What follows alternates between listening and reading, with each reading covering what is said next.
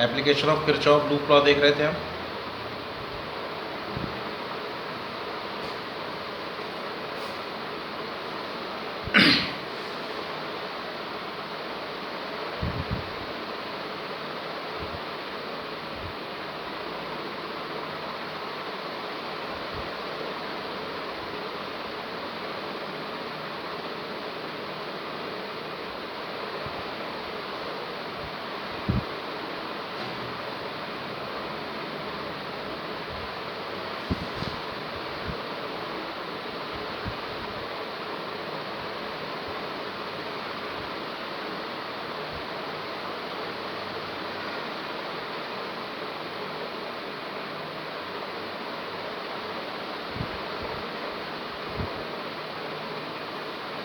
ये प्रॉब्लम एक दे रखी है, 10 वोल्ट, 2 ओम, 1 ओम, 2 ओम, 1 ओम, 2 ओम और 20 वोल्ट। अब मुझे इसको सॉल्व करना है तो मुझे क्या करना पड़ेगा, मुझे सर्किट को करंट को डिस्ट्रीब्यूट करना पड़ेगा, इसलिए मैं पावरफुल बैटरी को पकड़ लेता हूँ। मैं इसके थ्रू करंट फ्लो कराता हूँ आई, इस वाली ब्रांच में चली गई I1, इस वाली ब्रांच में चली गई I माइनस I1, इधर से लौट गई आई। एक लूप ये माना, एक लूप ये माना, ठीक है। Loop 1, loop 2। Loop law equation लिख लेते हैं, यहाँ से शुरू करते हैं। -20 this minus this plus 1 times I minus I1 plus 2I plus 2I is equal to 0। 2 to 4 एक 5, 5I minus I1 is equal to 20, first equation. इस वाले लूप में चलते हैं, यहाँ से चलते हैं। -10 plus 2I1 plus 1I1 minus 1 times I minus I1 is equal to 0। ये बन गया 2I1, 3I1, 4I1, 4I1 minus I is equal to 10 volt, second equation. अब इन दोनों को सॉल्व कर लेते हैं, इंटू 5 कर लेते हैं और फर्स्ट से ऐड कर लेते हैं। 19I1 is equal to 20 plus 50, तो I1 की वैल्यू आ गई 70/19 और I की वैल्यू आ गई सेकेंड इक्वेशन से 4 into 70/19 minus 10, that equals to 90/19। ये दोनों करेंट साइन है, I की वैल्यू और I1 की वैल्यू, ठीक है। इसके ऊपर बात हम लोग सर्किट के तौर पे करेंगे। मल्टीपल बैटरीज अगर दे रखी हैं तो सिंपल बैटरी को, पावरफुल बैटरी को देख के उसके हिसाब से सॉल्व कर लिया जाएगा। कॉम्बिनेशन ऑफ बैटरीज भी देखी जाएंगी सीरीज़ पैरेलल के तरीके से। तो हम पहले कॉम्बिनेशन ऑफ बैटरीज़ को, अब हम मल्टीपल बैटरीज़ को एक सिंगल बैटरी मान लें तब क्या होने वाला है। तो उसके पहले हम एक बैटरी कंसेप्ट को डिस्कस कर लेते हैं, उसके इंटरनल रेजिस्टेंस के सर्किट को डिस्कस कर लेते हैं। लिख लीजिए, cell and internal resistance of a cell. Cell क्या है या बैटरी क्या चीज़ है? एक बैटरी है प्लस टर्मिनल माइनस टर्मिनल, इसके अंदर इलेक्ट्रिक फील्ड लगी हुई है।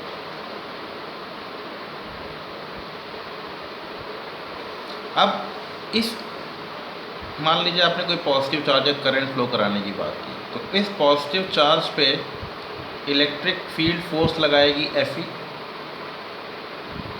लेकिन हमें मालूम है करंट इस तरफ फ्लो करती है। तो कैसे फ्लो करती है?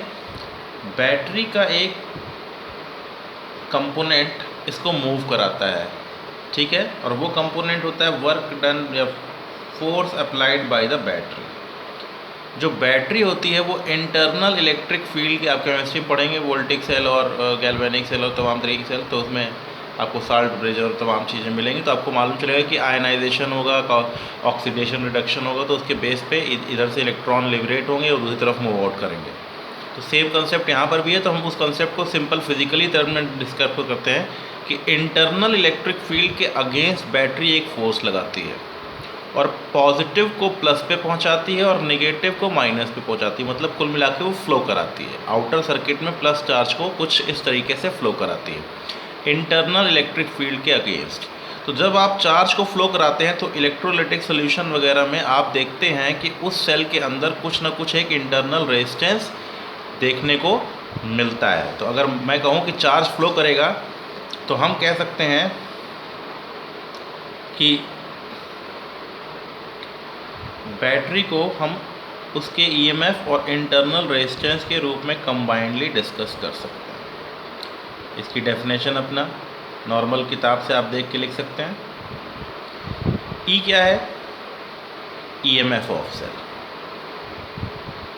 ईएमएफ ऑफ सेल क्या है? Work done to move unit charge from one terminal to another। Work done by battery लिख लें तो ज़्यादा अच्छा है।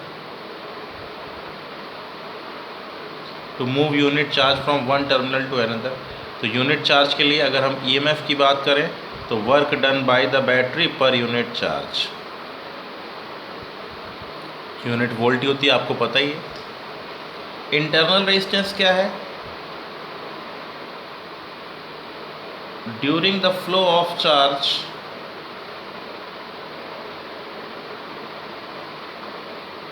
इलेक्ट्रोलिटिक सॉल्यूशन और battery provide some resistance known as internal resistance। ठीक, तो सेल का ईएमएफ ई होगा और आर होगा, टर्मिनल वोल्टेज क्या होगा? तो अगर आपने सेल लगाई है, ई ईएमएफ है, उसका आर वोल्टेज है, तो इसके क्रॉस का जो वोल्टेज होगा that is known as terminal voltage. ये क्या चीज़ है? Terminal voltage.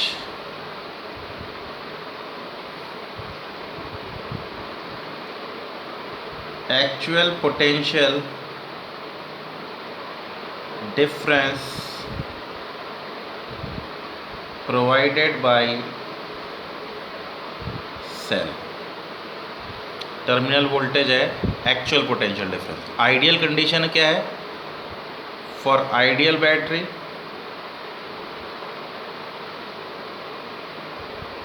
R is equal to 0 और V बराबर E।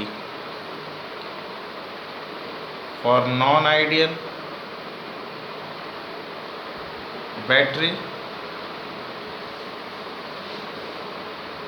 V is equal to E, V less than E, V greater than E, तीनों हो सकता है। टर्मिनल वोल्टेज की वैल्यू तीनों के बराबर होती है। कब?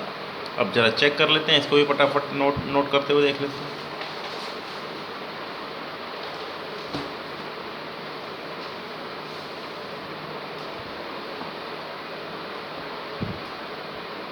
फर्स्ट केस है no current.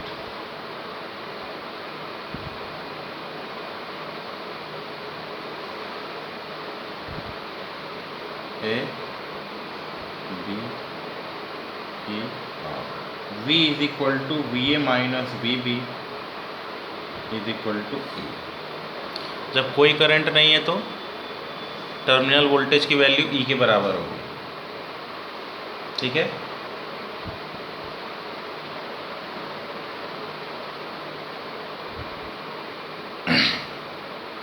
Discharging normal condition,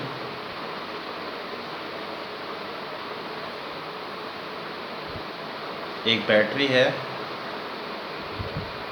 वो करंट फ्लो करा रही है।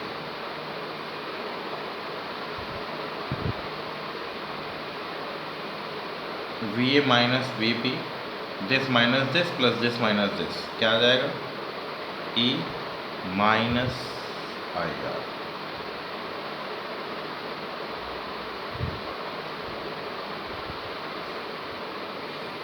यही हमारा सिंपल केस है, इसी को हम देखते रहते हैं बार बार।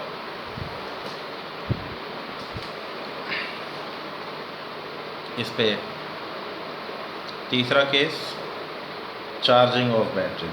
पावरफुल बैटरी से स्मॉल बैटरी को चार्ज किया।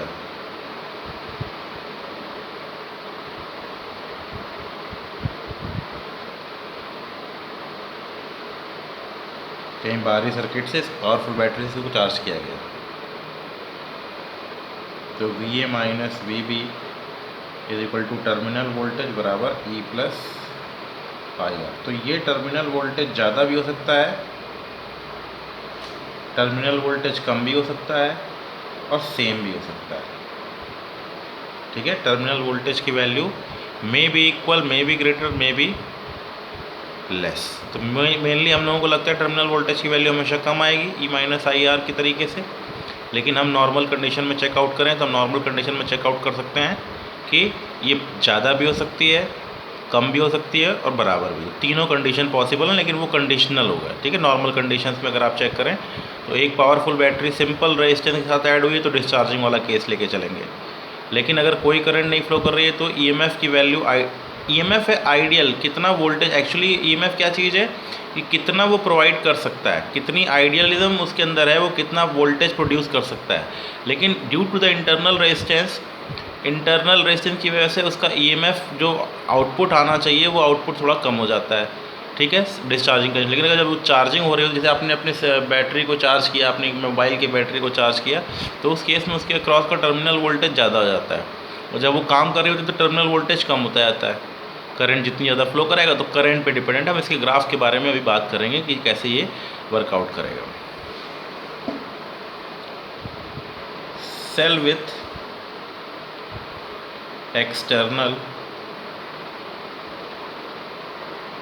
रेजिस्टेंस,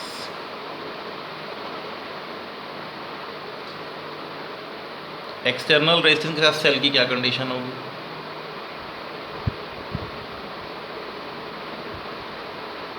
ई आर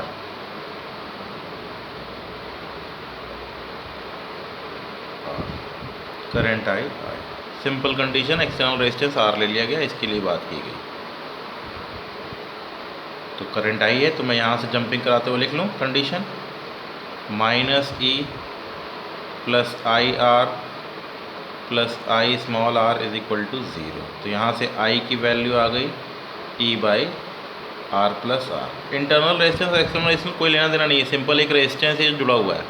तो इंटरनल रेजिस्टेंस को भी रेजिस्टेंस मान लीजिए, उसके हिसाब से प्रॉब्लम को सॉल्व करिए जैसे पहले आप कर रहे थे। तो आई की वैल्यू इतनी आ गई,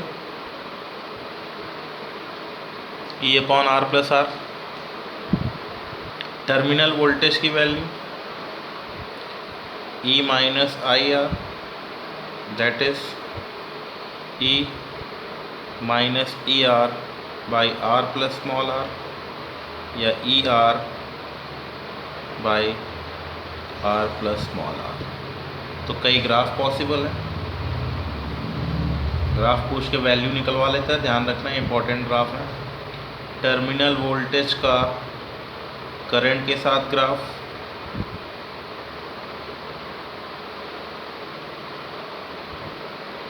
ई, और करंट की वैल्यू हो जाए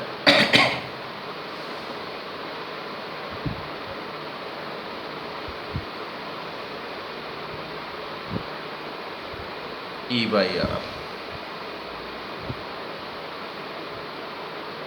वी का ग्राफ आर के साथ, आर कैपिटल आर कांस्टेंट है,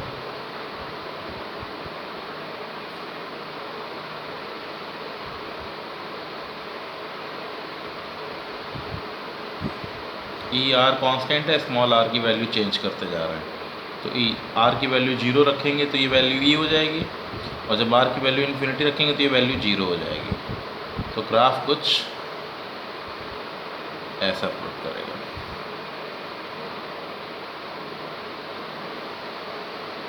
तो वी का ग्राफ कैपिटल आर के साथ स्मॉल आर को वैल्यू कांस्टेंट ले लिया,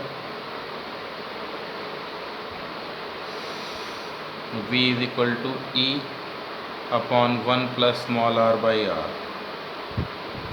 आर की वैल्यू 0 करेंगे तो ये वैल्यू इन्फिनिटी हो जाएगी, ये वैल्यू 0 हो जाएगी। जब आर की वैल्यू को इनफाइनाइट करेंगे तो ये वैल्यू 0 हो जाएगी, इसकी वैल्यू ई के बराबर हो जाएगी।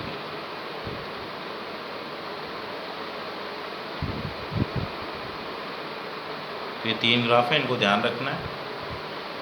टर्मिनल वोल्टेज का करंट के साथ, टर्मिनल वोल्टेज का रेजिस्टेंस स्मॉल इंटरनल रेजिस्टेंस के साथ, और टर्मिनल वोल्टेज का एक्सटर्नल रेजिस्टेंस के साथ। करंट का ग्राफ आप प्लॉट करना चाहें, आई का आर के साथ दिख सकता है। आर की वैल्यू 0 तो करंट की वैल्यू मैक्सिमम, और जब आर की वैल्यू इन्फिनिटी तो करंट की वैल्यू 0 आर के साथ। ये value E by R constant है तब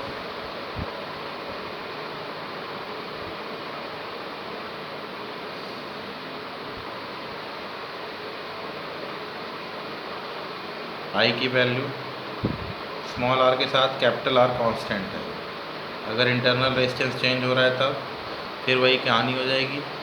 आर की वैल्यू 0 होगी तो करंट की वैल्यू सेम ग्राफ, ठीक है। तो कुछ इन ग्राफ्स के बारे में बात कर सकते हैं। पावर कितनी डिसिपेट करेगा, पावर के बारे में डिस्कशन कर सकता है। तो ये वोल्टेज का ग्राफ करंट के साथ, वोल्टेज का ग्राफ इंटरनल रेजिस्टेंस के साथ, वोल्टेज का ग्राफ एक्सटर्नल रेजिस्टेंस के साथ, करंट का ग्राफ एक्सटर्नल रेजिस्टेंस के साथ, करंट का ग्राफ इंटरनल रेजिस्टेंस। दूसरी वैल्यू को कांस्टेंट रखना पड़ेगा, ठीक है। तो ये ग्राफ इंपॉर्टेंट है, ध्यान रखिएगा। इनमें से कोई भी ग्राफ पूछा जा सकता है, बल्कि इनफैक्ट वैल्यू निकलवा देता है। यहाँ वैल्यू दे देगा तो आपसे ये वाला जो ग्राफ है ये काफ़ी इंपॉर्टेंट है, इस पर न्यूमेरिकल पूछा जाता है, वैल्यूज़ दे देगा और पूछेगा what is internal resistance, terminal voltage का ग्राफ प्लॉट करके बता देगा। इन ग्राफ में वैल्यूज़ तो नहीं पूछेगा, लेकिन ये पर्टिकुलरली ग्राफ वाइज बात करेगा। लेकिन ये क्वेश्चन जरूर इंपॉर्टेंट है, इस पर न्यूमेरिकल बन जाता है, ठीक है। एग्जाम्पल देख लेते हैं, अपने आप क्लियर हो जाएगा। यहीं ले लेता हूँ।